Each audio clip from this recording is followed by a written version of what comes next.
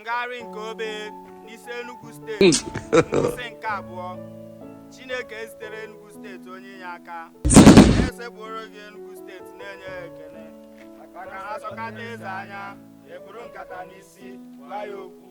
Ọ bụ onye ga-anapụta anyị n'aka ndị mgbu? Ọ bụ onye mgbago ka ọ bụ onye mgbada? Olu n'ime niile ndị a, anyị maara nke ọma na Frank Nweke Jr. bụ onye ga-azọpụta anyị, maka na Frank Nweke Jr. bụ onye nwere mmasị na ikikere ịkwalite ndụ na akụnụba ndị Enugu steeti, ọkachasị na ndụ ndị ntorobịa. Anyị matakwara nke ọma na ya bụ Frank Nweke Jr. bụ onye nwere ezigbo agwa nke na-enweghị ntụpọ ma ọlị. Ya mere, ụmụ Enugu steeti, jikọọ na aka ọnụ ka anyị ziga Frank Nweke Jr.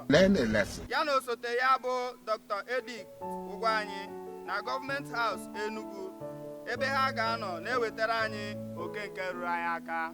Ka anyị sekpuru ala.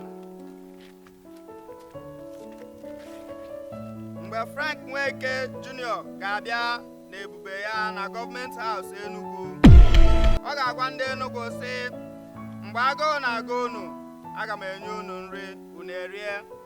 Mgbe akpịrị na-akpọ unu nkụ, aga m enye unu ezigbo mmiri.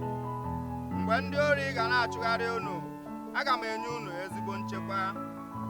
Enugu steeti bụ ọtọ kịta, aga m eyibe ya akwa ma ọ bụrụ na unu kwado anyị na March 11 na-abịanụ. God have mercy upon us.